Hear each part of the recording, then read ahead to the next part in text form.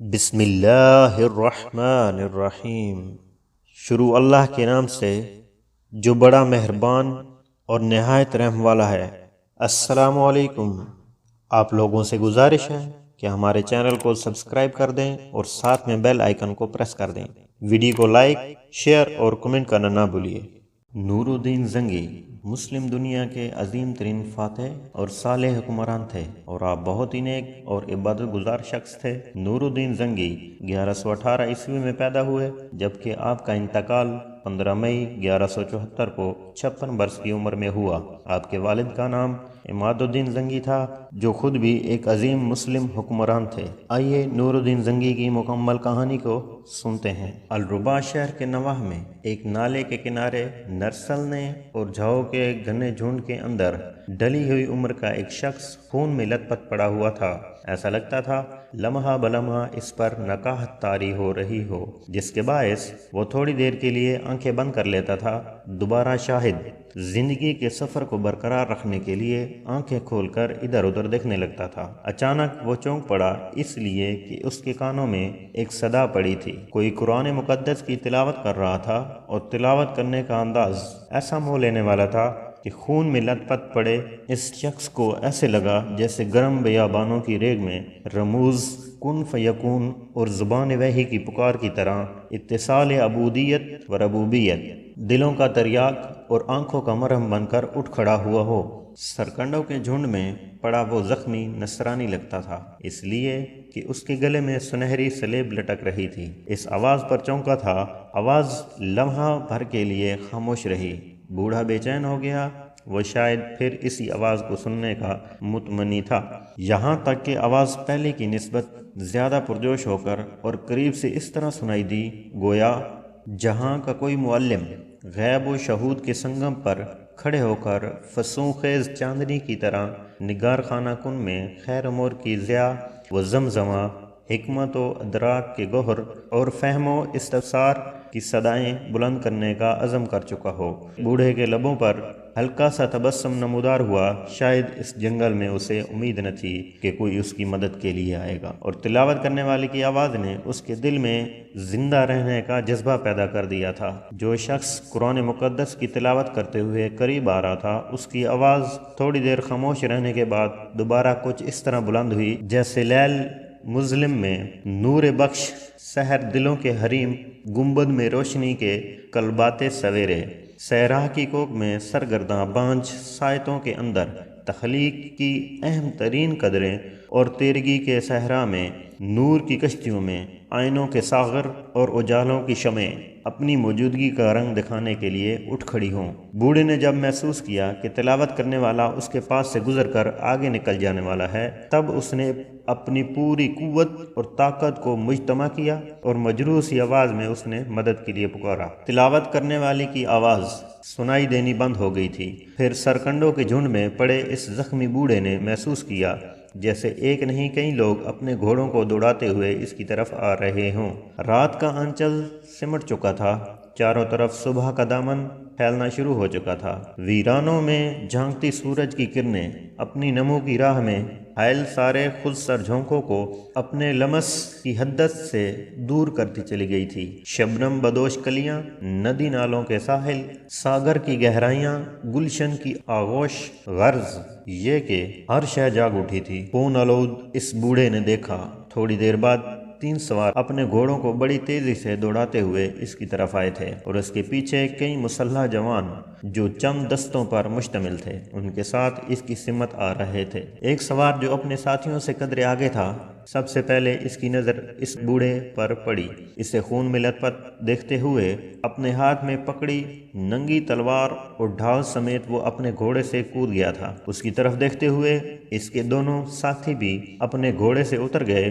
وہ نوجوان بوڑھے کے قریب آیا، اپنی تلوار زمین میں پیوست کی اور بوڑھے کا جائزہ لیا۔ پھر اس بوڑھے کو مخاطب کرتے ہوئے وہ کہہ رہا تھا، میرے محترم، آپ کون ہیں؟ کس نے آپ کو زخمی کیا؟ اور اس وقت یہاں آپ اکیلے؟ کیا آپ کی کسی سے دشمنی تھی؟ میں دیکھتا ہوں تمہارے گلے میں سلیب ہے، تم نصرانی ہو، کیا تمہارا تعلق الربا شہر سے ہے؟ قریب ترین الربا ہی ایسا شہر ہے جہاں کافی تعداد میں نصرانی بستے ہیں۔ اس نوجوان کی اس گفتگو کے جواب میں بوڑھا نصرانی خاموش رہا، تاہم بڑے غور سے اس نوجوان کی طرف دیکھ رہا تھا۔ اس نے محسوس کیا جیسے اس کی آنکھوں میں بے سوز سپنوں کو دہکا دینے والی آگ کی لپیٹیں اور اس کے چہرے پر صداقتوں کے سمندر میں ابن آدم کے معراج و کمال کی نشاندہی کرنے والے مشیت کے راز چھپے ہوئے ہوں۔ اس کی جسمانی ساخت، اس کی آنکھوں کے تجسس، اس کے چہرے کے تاثرات سے بوڑھا محسوس کر رہا تھا جیسے وہ نوجوان سنگلا خوں کو آئینوں، ظلمتوں کو روشنی کے حالوں، ذروں کو صحرا کی وسعتوں، شبنم کو بے کراں ساغر، لالا و گل کو برق و تپا، راہوں کے غبار کو کہکشاؤں اور برفانی تودوں تک کو شعلوں میں تبدیل کرنے کے لیے پیدا کیا گیا ہو۔ بوڑھا اپنے خیال میں غرق تھا کہ اس نوجوان نے پھر اس بوڑھے کو چونکا دیا۔ آپ کہاں کھو گئے ہیں؟ کیا سوچ رہے ہیں؟ بوڑھے نے بڑی شفقت اور بڑی توجہ سے اس نوجوان کو مخاطب کیا۔ میں جانتا ہوں تم لوگ مسلمان ہو، اس لیے کہ تم میں سے کوئی اپنی کتاب مقدس کی تلاوت کر رہا تھا۔ وہی آواز سن کر میں نے تم لوگوں کو ان ویرانوں میں پکارا، یہاں کوئی میری مدد کے لیے نہ تھا۔ نوجوان: اگر تم برا نہ مانو تو کیا میں تمہارے اور تمہارے دونوں ساتھیوں کے نام پوچھ سکتا ہوں؟ اس پر وہ نوجوان مسکرایا اور کہنے لگا، میرا نام مجدد الدین ہے، میں سلطان نور الدین زنگی کا ایک سالار ہوں۔ پورا نام مجدد الدین بن دایہ ہے۔ میرے پیچھے جو دو نوجوان کھڑے ہیں ان کے دائیں جانے والا میرا چھوٹا بھائی شمس الدین ہے اور اس کے ساتھ جو بائیں جانب ہے یہ میرا غمزاد ہے، نام اس کا حتلح بن زائد ہے۔ بوڑھا تھوڑی دیر خاموش رہا، لگتا تھا وہ اس نوجوان کی باتوں سے جس نے اپنا نام مجدد الدین بتایا تھا مطمئن ہو گیا تھا۔ پھر کہنے لگا، عزیز، میرا نام کارلوس ہے، فرانس کے شہر ویزلی کا رہنے والا ہوں۔ ان علاقوں کی طرف کیسے آیا؟ یہ ایک لمبی اور دکھ بھری داستان ہے۔ میرے ساتھ میری 3 بیٹیاں، 2 بیٹے، 1 بیوی بھی تھی۔ وہ کس حال میں ہیں میں نہیں جانتا۔ پہلے میری استدعا ہے کہ نرسل کے جنگل میں انہیں تلاش کرو۔ گویا میں خود بھی نصرانی ہوں، لیکن سلیبی بھیڑیے ایک خاص مقصد کے تحت میرے پیچھے پڑ گئے تھے، جس کی بنا پر ہم جان بچانے کے لیے اس سمت بھاگے۔ میرا رخ الربا کی طرف تھا، اجنبی ہونے کے باعث راستوں سے بھٹک گئے۔ میں تم لوگوں کو اپنی پوری داستان بعد میں سناؤں گا، پہلے میری تم لوگوں سے کائنات کے خدا اور تمہارے رسول کے واسطے استدعا ہے کہ میرے پیچھے جو یہ جنگل پھیلا ہوا ہے اس میں میرے 2 بیٹوں، 3 بیٹیوں اور میری بیوی کو تلاش کرو۔ وہ یہیں کہیں ہوں گے۔ تم لوگوں کی آمد سے تھوڑی دیر پہلے تک تعاقب کرنے والے سلیبی بھیڑیے سرکنڈوں کے اس جنگل میں ہمیں تلاش کرتے پھر رہے ہیں۔ پھر نہ جانے انہوں نے اندھیرے میں کیسی آوازیں سنی کہ وہ ایک طرف سمٹ گئے۔ یہ جو سامنے نالا بہہ رہا ہے، بالکل تھوڑی دیر پہلے ناکام تلاش کے بعد وہ اس نالے کو عبور کر گئے ہیں۔ میرے خیال میں انہوں نے ابھی تک میل 1.5 میل سے زیادہ فاصلہ طے نہ کیا ہوگا۔ وہ تعداد میں 10 کے قریب ہیں۔ اس پر مجدد الدین بن دایہ ایک دم تبدیل ہو گیا تھا۔ اس کی چھاتی تن گئی تھی، چہرے پر غیظ و غضب کی پرچھائیاں اپنے سائے لہرا گئی تھی۔ پھر وہ ایک دم اٹھ کھڑا ہوا اور اپنے پیچھے کھڑے اپنے سگے چھوٹے بھائی شمس الدین اور اپنے غمزاد حتلح بن زاہد کو مخاطب کر کے وہ کہہ رہا تھا، میرے بھائیوں، میں لشکریوں کا ایک دستہ لے کر انہیں زخمی کرنے والے لوگوں کے تعاقب میں نکلتا ہوں۔ تم دونوں بھائی باقی سارے لشکریوں کے ساتھ سرکنڈوں کے اس جنگل میں پھیل جاؤ اور اس کے اہل خانہ کو تلاش کرنے کی کوشش کرو، ساتھ ہی اس کے زخم صاف کر کے اس کی مرہم پٹی کا بھی سامان کرو۔ اس کے ساتھ ہی مجدد الدین اٹھ کھڑا ہوا، اپنے گھوڑے پر سوار ہوا، کچھ لشکریوں کو اپنے ساتھ لیا۔ پھر وہ اس کے ساتھ نالے کو عبور کرنے کے بعد بڑی برق رفتاری سے مغرب کا رخ کر رہا تھا۔ کچھ دیر تک اپنے گھوڑوں کو سر پٹ دوڑانے کے بعد مجدد الدین نے اپنے ساتھیوں کے ساتھ ان مسلح 10 سلیبیوں کو جا لیا جن کی نشاندہی بوڑھے کارلوس نے کی تھی۔ ان کے بالکل قریب جا کر مجدد الدین اپنے ساتھیوں کے ساتھ ان کے دائیں طرف سے چھوٹا سا کاوا کاٹتے ہوئے ان کے آگے نکل گیا۔ پھر ایک مناسب جگہ وہ ان کی راہ روک کر کھڑا ہوا۔ وہ صلیبی جنگجو تعداد میں واقعی 10 تھے۔ مجدد الدین نے جب اپنے ساتھیوں کے ساتھ ان کی راہ روکی تب ان میں سے ایک جو شاید ان کا سرخیل تھا۔ مجدد الدین کو مخاطب کرتے ہوئے کہنے لگا، تمہاری حالت سے لگتا ہے کہ تم مسلمان ہو اور ہمارے در پہ ہو۔ میں تمہیں تنبیہ کرتا ہوں کہ ہمیں ہماری منزل کی طرف نکل جانے دو۔ اگر تم لوگوں نے ہماری راہ روکی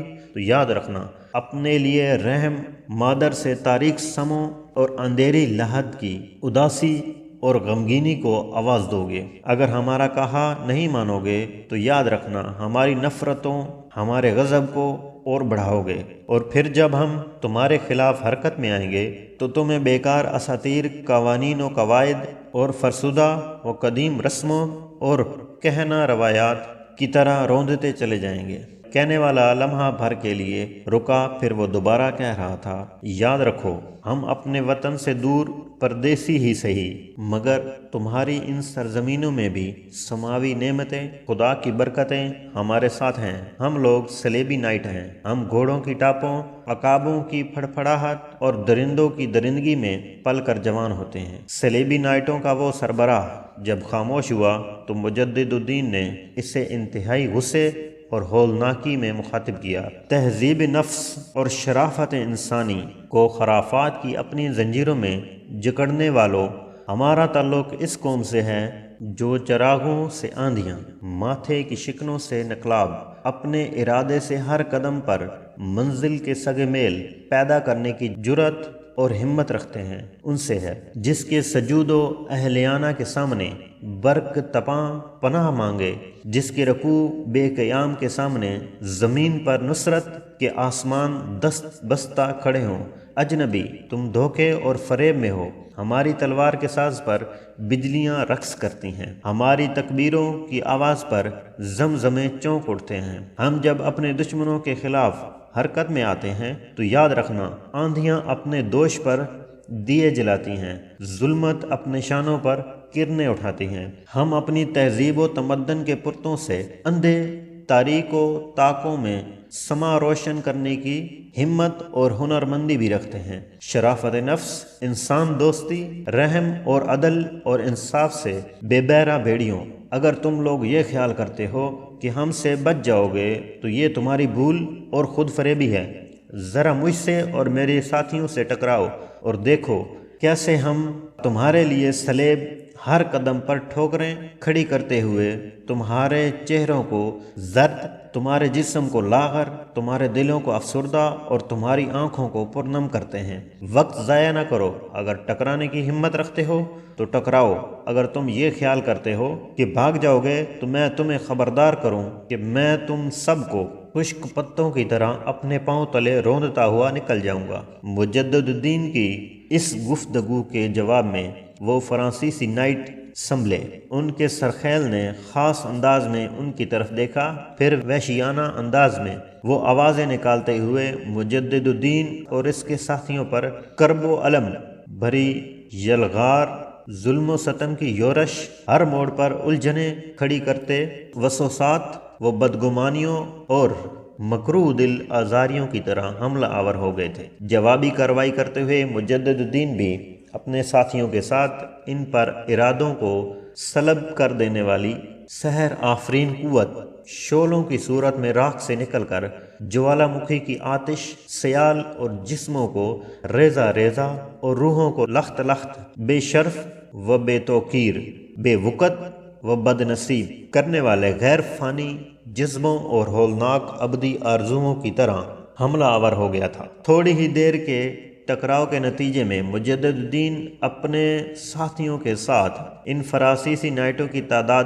کم کر دی تھی، جس کے نتیجے میں ان کی حالت بڑی تیزی سے آندھیوں میں سلگتے دیوں، اپنے مضراب سے ٹوٹتے وقت کے سازوں، زوال و فنا کا شکار، غم گزیدہ قلب دریدہ تاریکیوں کے لبادوں سے بھی بدتر ہونا شروع ہو گئی تھی۔ عین اس موقع پر فرانسیسیوں پر جان لیوا ضربیں لگاتے ہوئے ان کے سرخیل کو مخاطب کرتے ہوئے مجدد الدین چلا اٹھا، فرانس کے بزدل نائٹوں، اب بھی وقت ہے، ہتھیار ڈال کر اپنے آپ کو ہمارے حوالے کر دو۔ تم دیکھتے ہو تمہارے آدھے ساتھیوں کو ہم نے ختم کر دیا ہے، اور اگر تم نے اس ٹکراؤ کو جاری رکھا تو پھر تھوڑی دیر تک تم سب قضاء کا لقمہ بن کر رہ جاؤ گے۔ مجدد الدین کے ان دھمکی آمیز الفاظ کا خاطر خواہ اثر ہوا۔ فرانسیسی نائٹوں کے اس سرخیل نے اپنے ساتھیوں کو ہتھیار ڈالنے کا حکم دے دیا تھا۔ پھر دیکھتے ہی دیکھتے ان سب نے ہتھیار ڈال دیے تھے۔ ان کی اس حرکت پر مجدد الدین تھوڑی دیر تک مسکراتا رہا، پھر اپنے ساتھیوں کو اس نے مخاطب کیا، ان سب کے ہتھیار اپنے قبضے میں کر لو۔ مجدد الدین کے لشکری فوراً حرکت میں آئے اور ان کے ہتھیاروں پر قبضہ کر لیا تھا۔ پھر فرانسیسی نائٹوں کے اس سرخیل کے سامنے مجدد الدین آیا اور اسے مخاطب کر کے کہنے لگا، سن ابلیس گزیدہ انسان، اس ٹکراؤ سے پہلے تیری میرے خلاف زبان صحرائی بگولوں میں رقصہ خناس کے وسوسوں کی طرح چلتی تھی۔ تو دلوں کو پامال کرتی المناک گھٹن سی گفتگو کرتا تھا۔ اب تو بے بس اور مجبور ہو کر ذلت اور پستی کا کفن پہنے اطاعت پیشہ غلاموں، زندگی کے اندھیروں میں بھٹکتے پابا زنجیر اسیروں اور بوسیدہ ہڈیوں کی کلی سشدہ قبرستانوں کی طرح خاموش کیوں کھڑا ہے؟ پہلے تو ہمارے لوح ذہن کے نقوش میں تیرگی کے صحرا اتارنے کی بات کرتا تھا، اب تو شرمندگی میں گردن جھکائے صدیوں کے ویران دیولاخوں اور بے آواز بے طوفان سمندر کی طرح چپ کیوں ہے؟ بول، اب شکست اٹھانے کے بعد بھی تو اپنی جرات مندی، اپنی دلیری کے لیے کچھ الفاظ استعمال کر۔ فرانسیسی نائٹوں کا وہ سربراہ کچھ نہ بولا، چپ رہا۔ اس کے اس رد عمل پر مجدد الدین مسکرایا، پھر اپنے ساتھیوں کو مخاطب کر کے کہنے لگا، ان سب کو اپنے آگے آگے ہانکتے ہوئے لے چلو۔ پھر اس نے فرانسیسیوں کو مخاطب کیا، سنو میرے ساتھی، تمہارے پیچھے دائیں بائیں رہیں گے، نالے کو پار کر کے سرکنڈوں کے اس جنگل میں چلو جہاں تم واردات کرنے کے بعد نالا پار کر کے بھاگے ہو۔ اگر تم میں سے کسی نے بھی بھاگنے کی کوشش کی تو یاد رکھنا، تمہارے پیچھے اور دائیں بائیں میرے ساتھی تمہیں اپنے تیروں سے چھلنی کر کے رکھ دیں گے۔ چپ چاپ ہمارے آگے آگے بڑھتے رہو۔ اس کے ساتھ ہی وہ فرانسیسی اپنے گھوڑوں کو ہانکتے ہوئے مجدد الدین اور اس کے ساتھیوں کے آگے آگے ہو لیے تھے۔ مجدد الدین اپنے لشکریوں کے ساتھ فرانسیسی تیغ زنوں کو اپنے آگے آگے ہانکتا ہوا اس جگہ جب آیا جہاں وہ زخمی کارلوس کو اپنے چھوٹے بھائی شمس الدین اور اپنے چچا زاد خطلخ بن زاہد کے حوالے کر کے گیا تھا، اس نے دیکھا اس کے لشکریوں کا باقی حصہ اپنے گھوڑوں سے اتر کر ایک طرف کھڑا تھا۔ کارلوس کے زخموں کی مرہم پٹی کی جا چکی تھی، اب وہ پہلے سے بہتر حالت میں تھا۔ دو لڑکیاں اس سے لپٹ کر پیار اور محبت کا اظہار کر رہی تھیں۔ مجدد الدین اپنے گھوڑے سے اترا، اس کی طرف دیکھتے ہوئے اس کے لشکری بھی اپنے اپنے گھوڑوں سے اتر گئے اور فرانسیسیوں کو بھی انہوں نے ان کے گھوڑوں سے اتار دیا تھا۔ اتنی دیر تک مجدد الدین آگے بڑھا، کارلوس کے قریب ہوا اور اس کو مخاطب کر کے کہنے لگا، میرے محترم، اب آپ کیسے ہیں؟ کارلوس نے اس بار قدرے پرسکون انداز میں کہنا شروع کیا، میرے عزیز، آپ کے دو ان بھائیوں نے میرا بہترین خیال رکھا ہے۔ آپ کے ان دستوں کے اندر جو طب کے کام میں ماہر ہیں، انہوں نے میرے زخموں کو بہترین دیکھ بھال کی ہے۔ اب میں سمجھتا ہوں میں بچ گیا ہوں۔ آپ کے حالات تو پوری طرح آپ کے بھائی نے مجھے نہیں بتائے، اتنا ہی تعارف کرایا ہے کہ آپ نور الدین زنگی کے بہترین سالاروں میں سے ایک ہیں، اور کارلوس اس سے آگے کچھ نہ کہہ سکا، اس لیے کہ انتہائی سنجیدگی میں مجدد الدین نے اس کی بات کاٹ دی،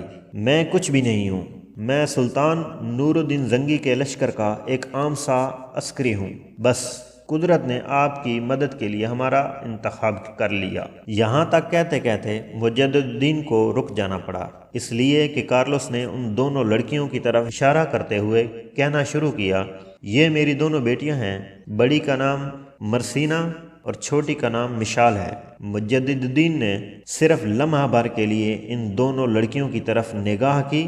اس نے دیکھا مرسینہ ایسی خوبصورت تھی جیسے زیب و زینت دنیا مجسم کر کے بزم طرب میں لا کھڑی کی گئی ہو، وہ نغمات کے دھاروں، نغمہ و آتش کے سنگم جیسی حسین، وقت کے سیلاب میں ملکوتی چھبن جیسی پرجمال تھی۔ اس کے خد و خال کی رعنائی، اس کے اعضاء کی موزونیت، اس کے شبنم کی سی لطافت اسے ایک قیامت بنائے ہوئے تھی۔ لچکتی خم کھاتی کمر، نازک سجیلے ہاتھ، تیکھی نوکیلی انگلیاں، بلور سے تراشا بدن، باریک ریشمی بال، اسے ایک قیامت بنائے ہوئے تھے۔ اس کا رخ گلگوں، دہتے لب، مرمر کے پیکر بازو، اس کا شفاف تن کمال قدرت کی صنائی پیش کر رہے تھے۔